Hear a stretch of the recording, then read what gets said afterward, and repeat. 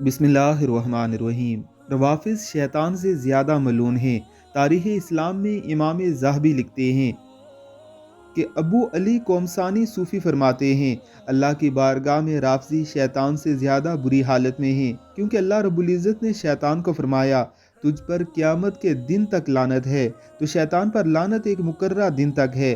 اور رافضیوں کے بارے میں فرمایا بے شک وہ جو پاک دامن بے خبر مومن خواتین پر تہمت لگاتے ہیں ان پر دنیا و آخرت میں لعنت ہے، ان کے لیے دردناک عذاب ہے۔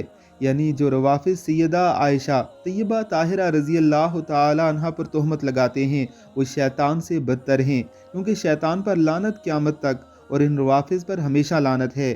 لعنت کا مطلب رب العالمین کی رحمت سے دوری ہے۔ یہی وجہ ہے کہ روافظ کی محفل و مجالس میں نہ نور ہوتا ہے نہ سکون ہوتا ہے، اور گھروں میں رونق نہ چہرے پر تازگی ہوتی ہے، لہٰذا ان کے پاس بیٹھ کر خود کو ملعون ہونے سے بچایا کریں۔